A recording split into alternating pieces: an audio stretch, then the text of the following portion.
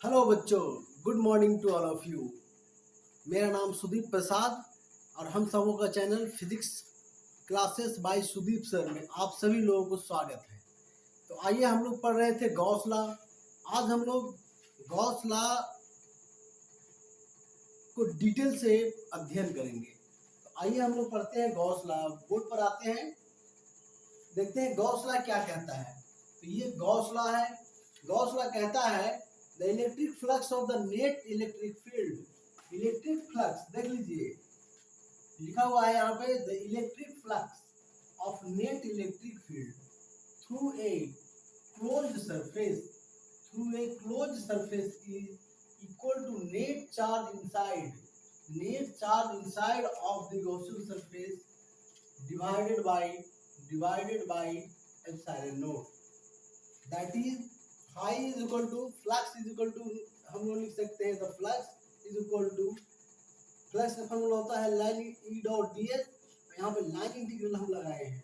Line integral का मतलब ये क्लोज सरफेस में देखिए, ये जो साइन लगा हुआ है ये लगा हुआ है क्लोज सरफेस के थ्रू फ्लक्स।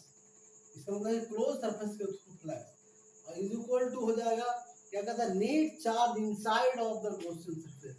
गॉसियन सरफेस के अंदर में जितना चार्ज है क्यू इनसाइड बटा epsilon divided by epsilon naught, Q inside बटा एप्सिलॉन नॉट के बराबर होता है। यही हमारा क्या है, गॉस लॉ है। ठीक है, तो आइए हम लोग समझते हैं कुछ इंपॉर्टेंट पॉइंट इस पे। ठीक है, इंपॉर्टेंट पॉइंट समझ लेते हैं क्या क्या इंपॉर्टेंट पॉइंट है इसका। तो हम लोग लिखते हैं इंपॉर्टेंट पॉइंट।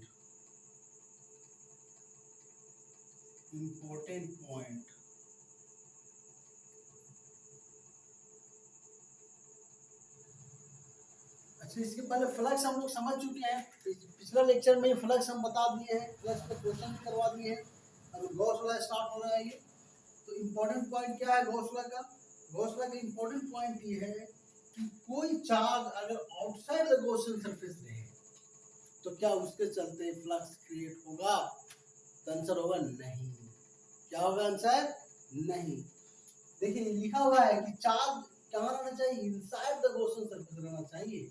अगर मान लिया जाए ये क्यू चार्ज है, ये क्यू चार्ज है और इस क्यू चार्ज के चलते गॉसियन सरफेस यहाँ पे है, 3D सरफेस यहाँ पे है।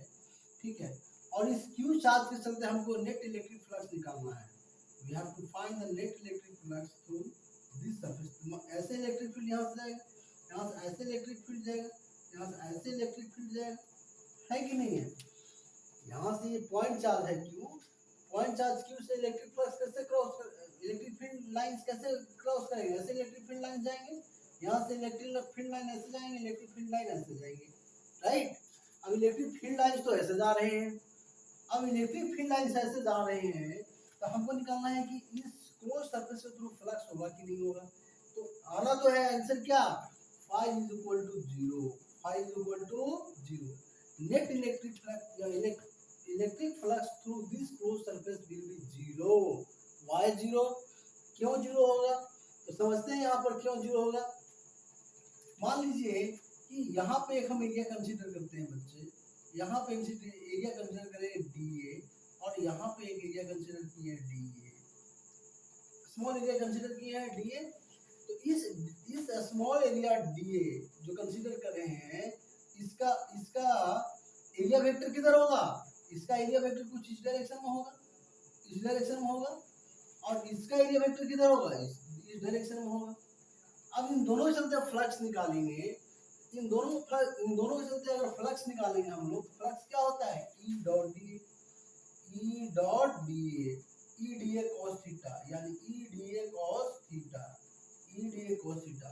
देखिए यहाँ पे इलेक्ट्रिक फील्ड का डायरेक्शन ऐसे है और एरिया वेक्टर का डायरेक्शन ऐसे है ना। तो इन दोनों के बीच में एंगल कितना बन रहा है?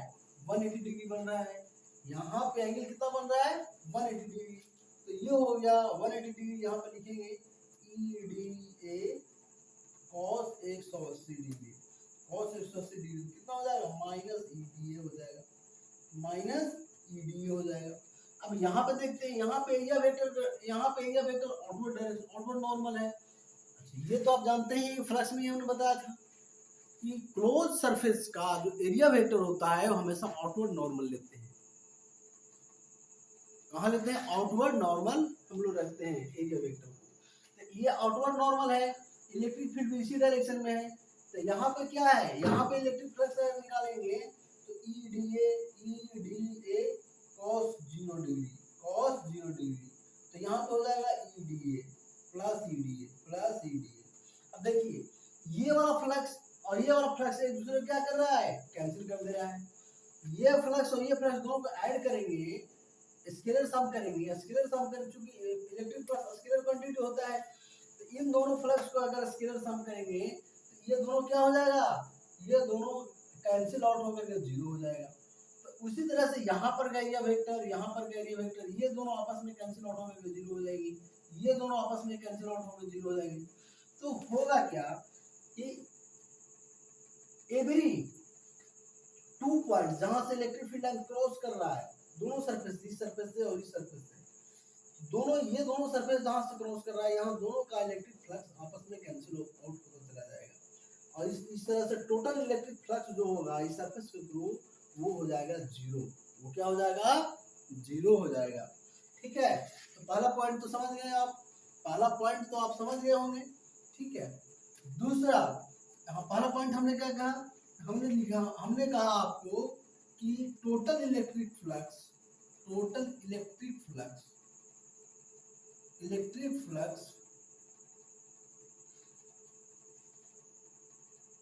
थ्रू गॉसियन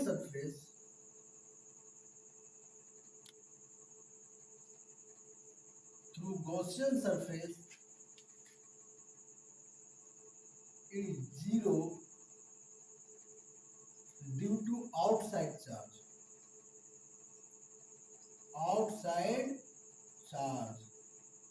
गॉसियन सरफेस के आउटसाइड में अगर कोई चार्ज रखा हुआ है, गॉसियन सरफेस के आउटसाइड में अगर कोई चार्ज रखा हुआ है तो उसके चलते फ्लक्स क्या होगा, जीरो हो जाएगा। लेकिन इलेक्ट्रिक फील्ड जब हम कंसीडर करेंगे तो इलेक्ट्रिक फील्ड ये आएगा। चलिए इस पॉइंट को दूसरी तरह से हम लोग समझते हैं। ठीक है, एक तो ये हो गया। दूसरा पॉइंट हम दिखा रहे हैं आपको, ये फर्स्ट पॉइंट, ये हो गया फर्स्ट पॉइंट। सेकेंड पॉइंट दिखा रहे हैं आपको हम, सेकेंड पॉइंट जो है वो ये है कि मान लीजिए, ऐसे समझ लीजिए पहले सेकेंड पॉइंट को समझने के लिए हम लोग क्या करते हैं कि गॉसियन सरफेस कंसीडर करते हैं। गॉसियन सरफेस हमने कंसीडर किया, एक गॉसियन सरफेस कंसीडर किया हमने, 3D सरफेस है, गॉसियन सरफेस हो गया। इसमें दो चार्ज हैं, प्लस Q1 माइनस Q2 और यहाँ पे प्लस Q3, तीन चार्ज है गॉसियन सरफेस के अंदर, दो चार्ज और एक चार्ज बाहर में है। ठीक है, तो अब हमको ये समझना है कि गॉस लॉ के अकॉर्डिंग इलेक्ट्रिक फ्लक्स जो होगा वो तो सिर्फ इनसाइड में जो चार्ज है उसके चलते होगा, क्योंकि ये तो लिखा हुआ है कि इलेक्ट्रिक फ्लक्स जो होता है वो Q इनसाइड बटा एप्सिलॉन होता है। मतलब अंदर का नेट चार्ज कितना है, net charge inside net charge कितना हो जाएगा, plus Q1 minus Q2, plus Q1 plus minus Q2, ये नेट चार्ज हो जाएगा। लेकिन चार्ज यहाँ पर भी तो है, तो इलेक्ट्रिक फील्ड, इसमें ध्यान ये रखना है, देखिए यहाँ पर एक चीज और टर्म लिखा हुआ है, नेट इलेक्ट्रिक फील्ड। क्या लिखा हुआ है, नेट इलेक्ट्रिक फील्ड लिखा हुआ है। इसका क्या मतलब है, इसका मतलब ये है बच्चे कि यहाँ पर जो हम इलेक्ट्रिक फील्ड निकालते हैं, यहाँ इस गॉसियन सरफेस के थ्रू किसी पॉइंट पे, मान लीजिए कि हम यहाँ पे इलेक्ट्रिक फील्ड निकालना चाह रहे हैं, यहाँ पे इलेक्ट्रिक फील्ड निकालना चाह रहे हैं या इलेक्ट्रिक फ्लक्स निकालना चाह रहे हैं, तो यहाँ पे इलेक्ट्रिक फ्लक्स निकालेंगे तो यहाँ पर जो इलेक्ट्रिक फील्ड होगा वो Q1 के चलते भी होगा, Q2 चार्ज के चलते भी होगा और Q3 चार्ज के चलते भी होगा। समझ लीजिए अच्छी तरह से एक बार फिर से इस पॉइंट को, बहुत इंपॉर्टेंट पॉइंट है।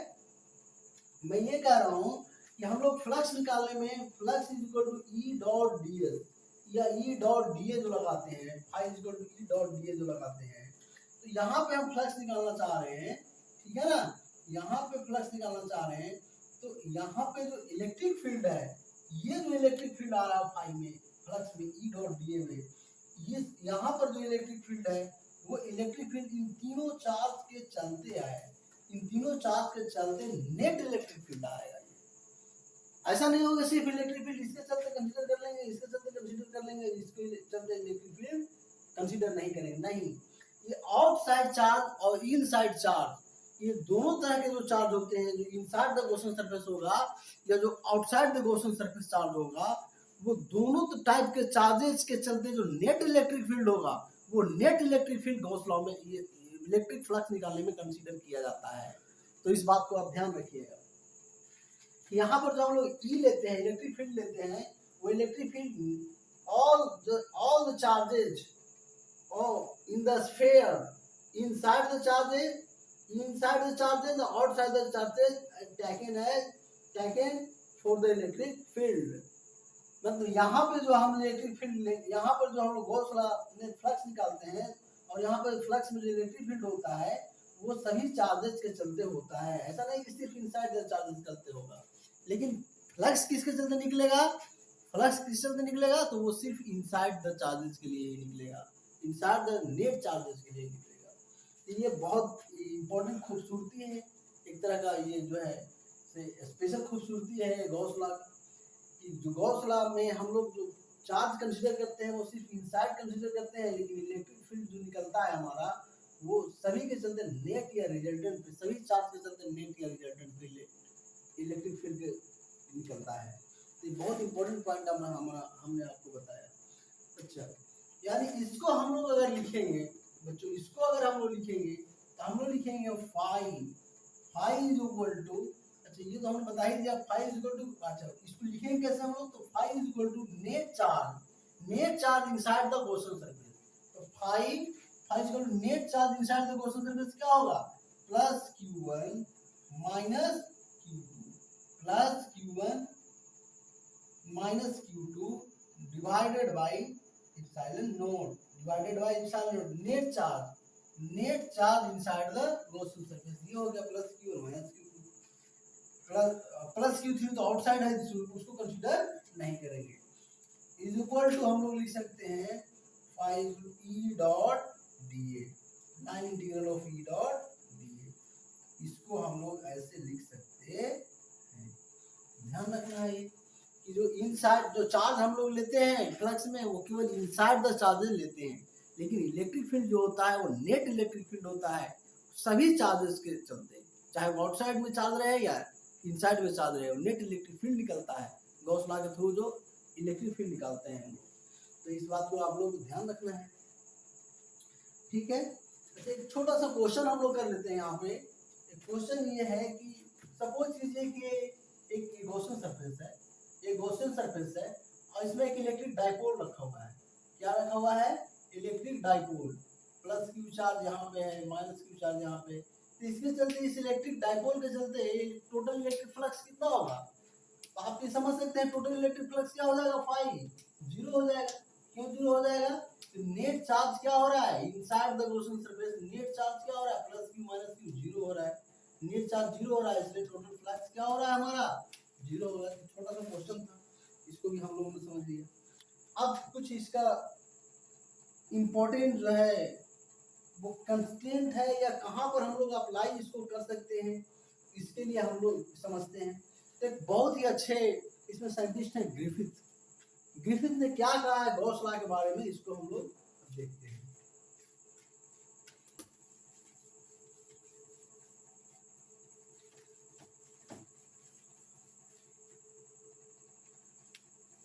ग्रिफिथ क्या कहते हैं गॉस लॉ के बारे में, ये हम लोग समझते हैं।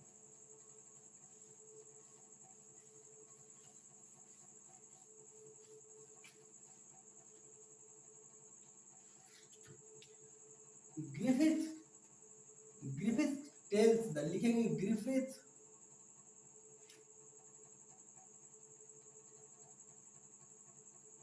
tells that, ग्रिफिथ कहते हैं कि गॉस लॉ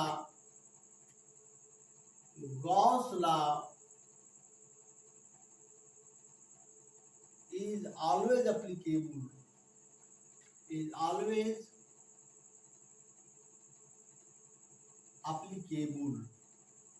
गॉस लॉ हमेशा एप्लीकेबल है। ऐसा नहीं है कि किसी पॉइंट पर एप्लीकेबल नहीं होगा, हमेशा एप्लीकेबल है। बट नॉट ऑलवेज यूजफुल, लेकिन ये हमेशा यूजफुल नहीं है। क्यों नहीं है? क्वेश्चन ये है कि क्यों नहीं ऑलवेज यूजफुल है। तो ऑलवेज यूजफुल इसलिए नहीं होता है कि अभी तक हम लोगों ने जितने भी इलेक्ट्रिक फ्लक्स निकाला, तो आप देख रहे थे कि हम चार्ज को कहाँ रख रहे थे? सेंटर पे रख रहे थे। चार्ज को कहाँ रख रहे थे? सेंटर पे रख रहे थे। तो सेंटर पे चार्ज रख रहे थे। अगर मान लीजिए कि सेंटर पे चार्ज ना हो, तब उसके चलते इलेक्ट्रिक फ्लक्स हमको निकालना होता है, तो उसके चलते बहुत कम्प्लेक्स आ जाएगा, मैथमेटिकल कैलकुलेशन बहुत ज़्यादा कम्प्लेक्स हो जाएगा, तो वो यूजफुल नहीं होगा गॉस लॉ से निकालना। इसलिए ये कहते हैं कि, इसलिए ग्रिफिथ कहते हैं कि Gauss law is always applicable तो है, ऑलवेज एप्लीकेबल तो है, लेकिन ऑलवेज यूजफुल नहीं है। हम लोग हमेशा नहीं लगा सकते हैं। ठीक है, तो कहाँ लगाया जाता है ये? तो कहाँ लगाया जाता है, इसके लिए हम लोग कुछ पॉइंट्स देख लेते हैं। तो फर्स्ट पॉइंट है the Gaussian surface should be symmetric. कहाँ पे लगाएंगे हम लोग? तो फर्स्ट है कि the Gaussian surface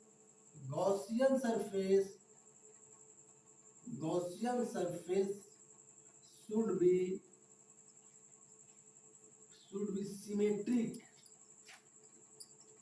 about charge और चार्ज डिस्ट्रीब्यूशन।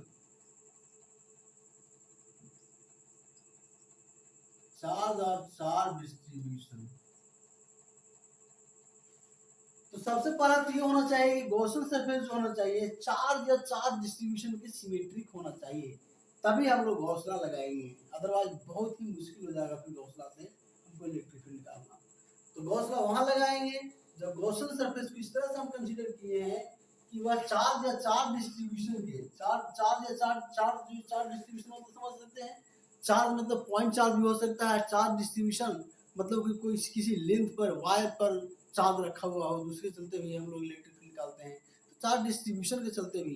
बट जो गॉसियन सरफेस होना चाहिए वो सिमेट्रिकल अबाउट द चार्ज या चार्ज डिस्ट्रीब्यूशन के चलते होना चाहिए। इंपॉर्टेंट बात है। दूसरी बात ये है कि electric field must be symmetric. दूसरी पॉइंट ये है इलेक्ट्रिक फील्ड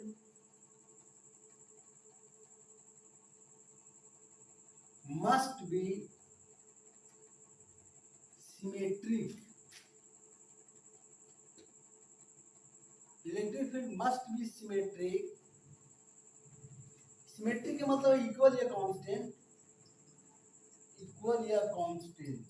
सिमेट्रिक का मतलब है इक्वल या constant.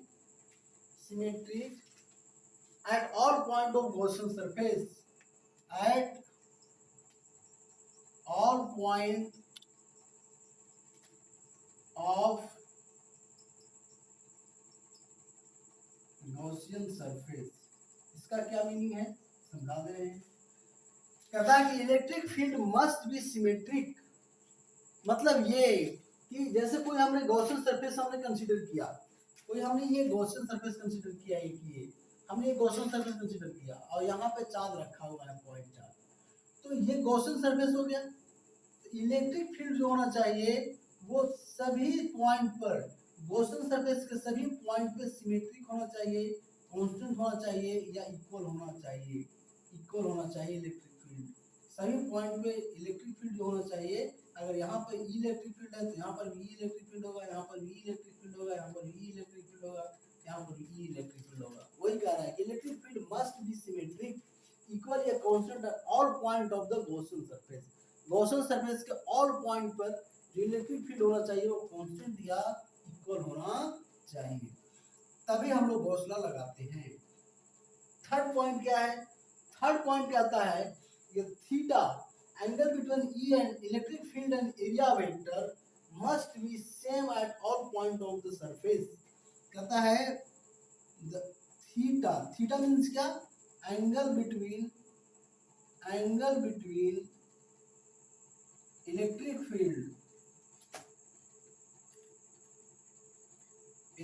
Field and area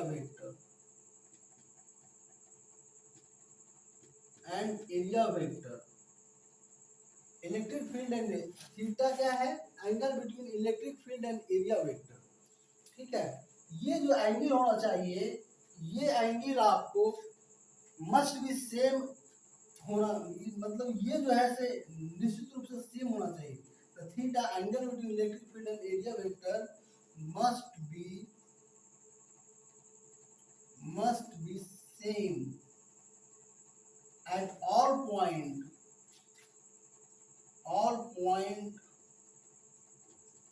of Gaussian surface।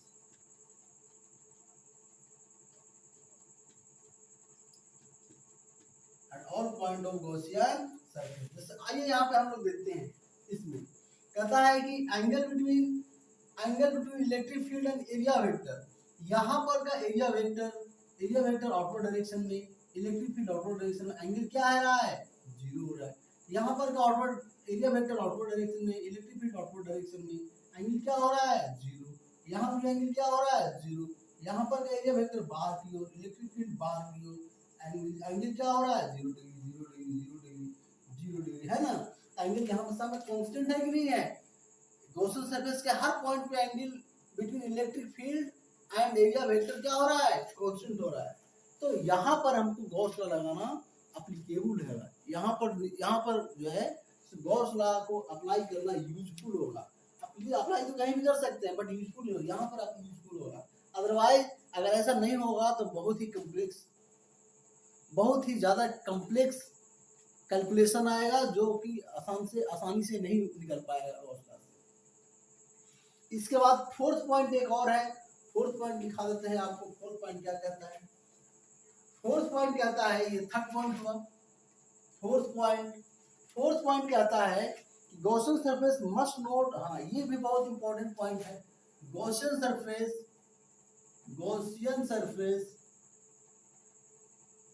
Must note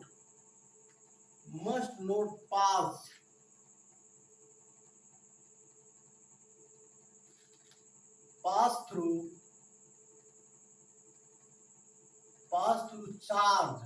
Gaussian surface must not pass through any point charge through charge or charge distribution।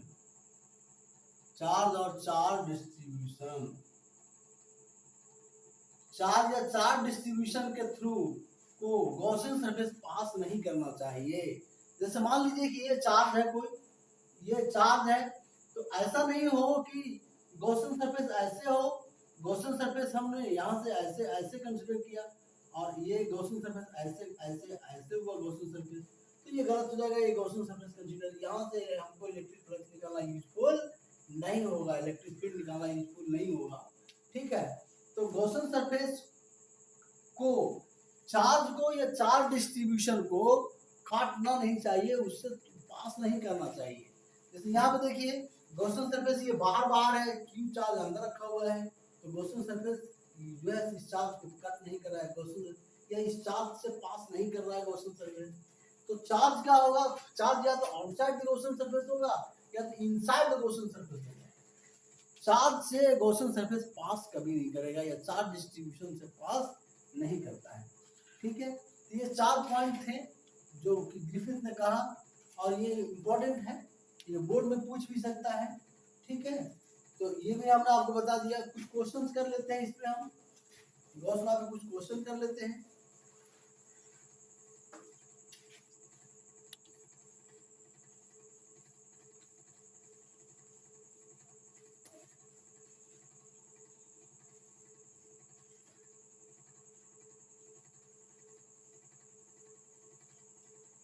आइए Gauss law पे कुछ क्वेश्चन कर लेते हैं।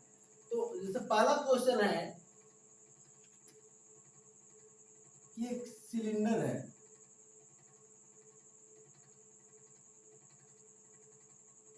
सेमी सिलेंडर है, फुल सिलेंडर नहीं कहेंगे, सेमी सिलेंडर है, और सेमी सिलेंडर की सरफेस पे एक क्यू चार्ज रखा हुआ है।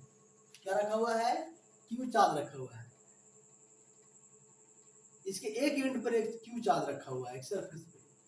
तो अब ये पूछ रहा है कि इस सिलेंडर से कितना फ्लक्स निकलेगा, इस सिलेंडर से कितना फ्लक्स निकलेगा, टोटल फ्लक्स इस सिलेंडर से कितना निकलेगा। तो कैसे निकालेंगे, तो आप बताइए कि ये सरफेस पे आउटसाइड सरफेस पे रखा हुआ है, मतलब ये इस बाहर वाला सरफेस पे रखा हुआ है चार्ज, है ना। तो कैसे निकलेगा? तो एक काम करते हैं कि इसको एक और सिलेंडर ऊपर से एक और ऐसे सिलेंडर इसको पूरा बना लेते हैं, पूरा कंप्लीट कर देते हैं सिलेंडर को। हाफ सिलेंडर था, सेमी सिलेंडर था, इसको हमने कंप्लीट कर दिया सिलेंडर से, ठीक है। अब ये क्या आ गया? ये बीच में आ गया। अब ये चार्ज कहाँ आ गया? बीच में आ गया। तो बीच में आ गया तो अब देखिए पूरा जो इलेक्ट्रिक फ्लक्स निकलता है, इस पूरे सिलेंडर से जो इलेक्ट्रिक फ्लक्स निकलता वो इलेक्ट्रिक फ्लक्स कितना होता? Phi equal to Q by epsilon naught होता। क्यू इनसाइड बटा epsilon naught, Q inside Q है बटा एप्सिलॉन नॉट होता। तो ये हाफ से अगर अब इसको हटा देंगे, हम इसको हटा देंगे, इसको हटा देंगे, इतना से सिर्फ अगर हम निकालना चाहेंगे तो फाई कितना होगा? क्यू बटा टू एप्सिलॉन नॉट, हाफ हो जाएगा। इलेक्ट्रिक फ्लक्स कितना हो जाएगा? हाफ हो जाएगा इसका, तो क्यू बटा टू एप्सिलॉन नॉट हो जाएगा। ठीक उसी तरह से एक और क्वेश्चन लेते हैं इसी तरह से। ये हेमिस्फीयर है, एक हेमिस्फीयर है, एक ये हेमिस्फीयर है। हेमिस्फीयर पे यहाँ पे चार्ज रखा हुआ है। अब कह रहा है कि यहाँ से कितना इलेक्ट्रिक फ्लक्स निकलेगा, यहाँ से कितना इलेक्ट्रिक फ्लक्स निकलेगा, इस हेमिस्फीयर से टोटल इलेक्ट्रिक फ्लक्स कितना निकलेगा। तो ऐसे कितना निकलेगा? इसको इसको पूरा फुल स्फीयर बना लेते हैं हम लोग। इसको फुल स्फीयर हम लोगों ने बना लिया। अब फुल स्फीयर जब हम लोग बना लिए तो फुल स्फीयर से कितना चार्ज, कितना इलेक्ट्रिक फ्लक्स निकलता? तो अगर अंदर में क्यू चार्ज है तो टोटल इलेक्ट्रिक फ्लक्स कितना होता? Phi T. फाई टी कितना हो जाता? क्यू बटा एप्सिलॉन नॉट होता। अब आधा ये हाफ ऊपर में हाफ नीचे है, हाफ हाफ नीचे है तो हाफ से कितना निकलेगा? फाई टी, तो क्यू बटा टू एप्सिलॉन नॉट निकलेगा। ये सब कंसेप्ट, छोटी छोटी कंसेप्ट आपको ध्यान रखना चाहिए। एक और देख लेते हैं क्वेश्चन। दो क्वेश्चन बताए, तीसरा क्वेश्चन बता रहे हैं आपको हम। थर्ड क्वेश्चन है कि एक स्क्वायर प्लेट है, एक स्क्वायर प्लेट है, साइड ए है। स्क्वायर प्लेट का साइड क्या है? ए। तो हमने ए ले लिया, ए ए ए। अब यहां से इसके सेंटर से स्क्वायर प्लेट के ए बाई टू डिस्टेंस पर, ए बाई टू डिस्टेंस पे एक चार्ज रखा हुआ है क्यू। एक चार्ज क्या रखा हुआ है? क्यू रखा हुआ है। ए बाई टू डिस्टेंस पे एक चार्ज क्यू रखा हुआ है। पूछ रहा है कि इस प्लेट से होकर के कितना इलेक्ट्रिक फ्लक्स जाएगा इस सरफेस से, इस एरिया वेक्टर से, इस एरिया से होकर के कितना इलेक्ट्रिक फ्लक्स पास करेगा। ठीक है, तो इसके लिए कैसे निकालेंगे? ये स्क्वायर है ना, स्क्वायर प्लेट था, तो इसको हम बनाते हैं क्यूब बना देते हैं। क्या बनाते हैं इसको? एक क्यूब बना दें। तो क्यूब बनाएंगे तो कैसे हो जाएगा? एक क्यूब बना देते हैं इसको। एक देखिए यहाँ से हम एक क्यूब बना दे रहे हैं इसको।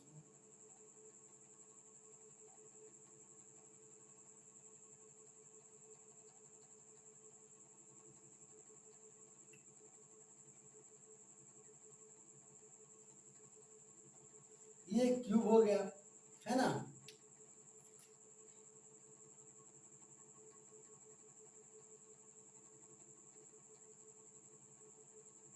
फिगर इसी तरह का आएगा। चलिए वही अच्छी तरह से फिगर बना लेते हैं।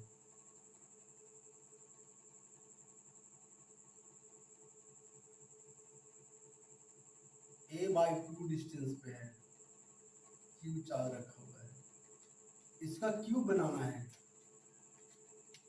तो क्यूब बनाना है तो एक काम करते हैं,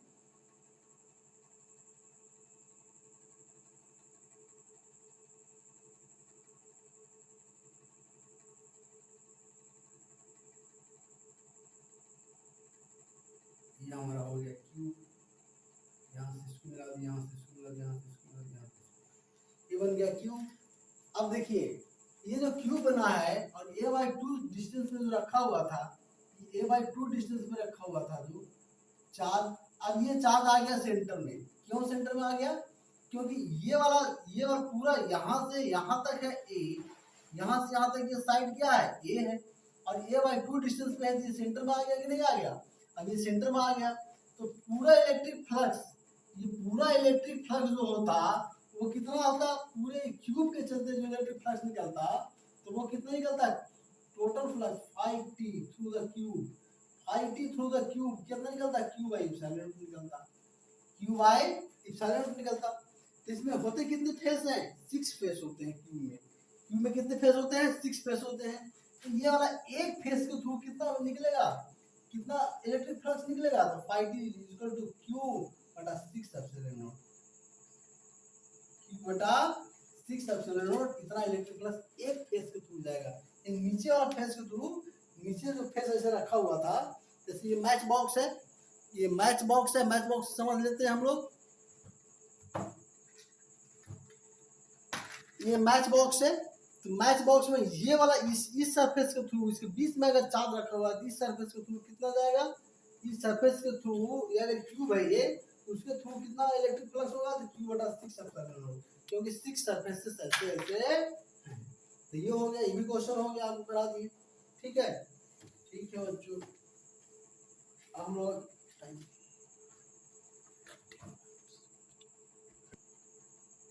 आज के लिए इतना ही।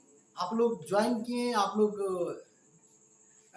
हमारे चैनल पर आए, इसीलिए आप सबको धन्यवाद। आप सबसे रिक्वेस्ट यही है कि हमारे चैनल को ज़्यादा से ज़्यादा सब्सक्राइब करें, लाइक करें और शेयर करें। थैंक यू, फिर कल मिलेंगे।